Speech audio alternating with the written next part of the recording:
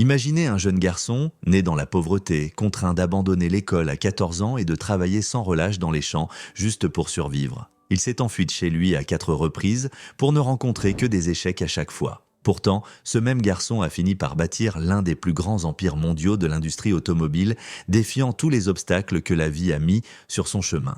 Mais comment a-t-il transformé des luttes incessantes en un succès monumental ? Voici l'histoire méconnue de Chang Ju-young, l'homme derrière Hyundai, une histoire de courage, de résilience et d'une vision inébranlable. Restez avec nous, car ce voyage est tout simplement extraordinaire. Chang Ju-young est né en 1915 dans un village nommé Tongchan, en Corée, un village aujourd'hui situé en Corée du Nord. À cette époque, la Corée tout entière était un seul pays sous domination japonaise. Chang était l'aîné de 7 frères et sœurs et venait d'une famille pauvre. En raison de cela, toute la famille devait travailler dans les champs. À l'âge de 14 ans, Chang a dû quitter l'école à cause de la pauvreté et commencer à travailler dans les champs avec ses parents. Malgré des journées de travail acharnées, il gagnait très peu d'argent et allait souvent se coucher le ventre vide. Cette situation l'a poussé à se demander s'il passerait toute sa vie dans de telles conditions. Première tentative de fuite. Frustré par sa vie, Chang s'est enfui de chez lui et a parcouru 100 km jusqu'à la ville lointaine de Kyuan. Là, il a commencé à travailler comme ouvrier auprès des travailleurs du bâtiment. Bien qu'il gagnât très peu, il était heureux, car il pouvait dépenser l'argent qu'il gagnait pour lui-même. De plus, il appréciait la liberté nouvellement acquise.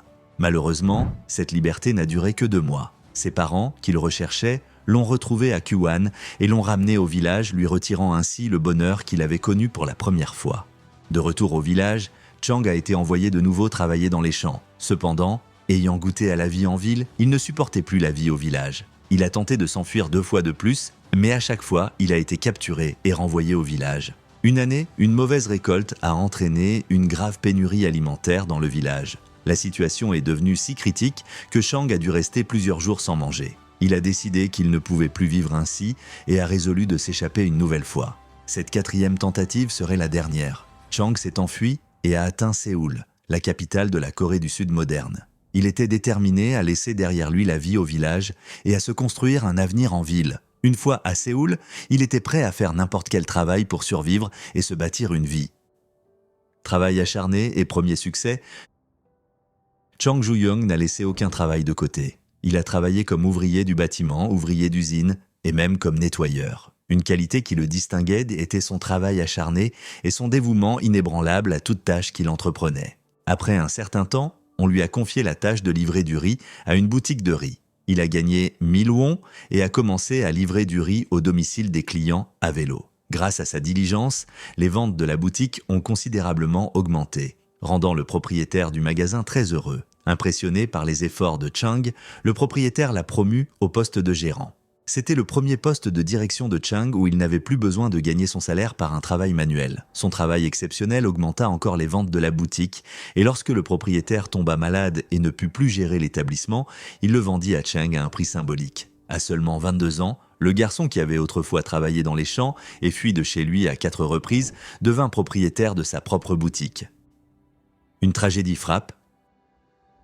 Chang travailla dur pour faire de sa boutique de riz l'une des meilleures de la région, gagnant une somme importante en seulement quelques années. Cependant, son bonheur fut de courte durée. Le 7 juillet 1937, la seconde guerre sino-japonaise éclata entre le Japon et la Chine. Ce conflit provoqua de graves pénuries de riz dans les 2 pays. Comme la Corée était sous occupation japonaise, le gouvernement japonais prit le contrôle des boutiques de riz pour faire face à la pénurie. La boutique de Chang fut parmi celles réquisitionnées, le laissant sans emploi. 2 années de travail acharné et d'économie furent anéanties. Expansion dans la construction. L'armée américaine avait besoin de bâtiments pour ses opérations et Chang y vit une opportunité. En 1947, il fonda une entreprise de construction appelée Handa Civil Works. Au début, l'entreprise se concentra sur la construction de petites maisons et de courts tronçons de route, suffisant pour une jeune entreprise. Cependant, Chang aspirait à obtenir des projets plus importants.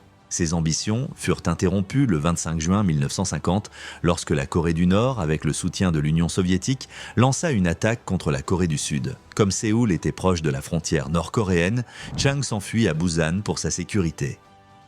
Résilience pendant la guerre. Même à Busan, Chang refusa d'abandonner. Il évalua la situation et identifia une nouvelle opportunité commerciale. L'armée américaine était arrivée pour aider la Corée du Sud, créant une demande pour des tentes, entrepôts et bâtiments temporaires. Chang relança son entreprise de construction et commença à offrir ses services aux officiers américains. Grâce au budget généreux des États-Unis, l'entreprise de Chang obtint rapidement des contrats. Lui et son équipe travaillèrent sans relâche pour terminer chaque projet. Ce travail acharné lui permit non seulement de se bâtir une réputation de fiabilité, mais aussi de tisser des liens solides avec les officiels américains et le gouvernement sud-coréen. Succès après-guerre. Après la guerre, la Corée du Sud subit des dégâts considérables sur ses infrastructures. De nombreuses routes et ponts nécessitaient une reconstruction et le gouvernement sud-coréen confia ses projets à Handa Civil Works. L'entreprise connut une croissance rapide, prenant en charge des projets gigantesques tels que des barrages et des autoroutes. Notamment, Handa construisit le plus grand barrage de Corée du Sud, Soi, ainsi que l'autoroute Kabu Expressway. Les solides relations de Chang avec le gouvernement sud-coréen et les officiels américains lui permirent également d'importer facilement des machines lourdes des États-Unis, assurant ainsi un avantage compétitif à son entreprise. Retour dans l'industrie automobile. Bien que son entreprise de construction prospérait, Chang resta passionné par l'industrie automobile. En 1967, il fonda Hyundai Motors. Peu après, l'entreprise s'associa avec Ford pour assembler et produire la voiture Kona en utilisant la technologie de Ford. Cependant, le marché automobile sud-coréen était petit, environ 30 000 voitures, et offrait des opportunités de croissance limitées. Cherchant à se développer, Chang explora de nouveaux partenariats. Cependant, la voiture Kona échoua initialement à répondre aux normes des États-Unis et fut rejetée. Loin de se décourager, Chang améliora la qualité de la voiture, la portant aux standards mondiaux. Finalement, la voiture fut lancée aux États-Unis, marquant l'entrée de Hyundai sur le marché international.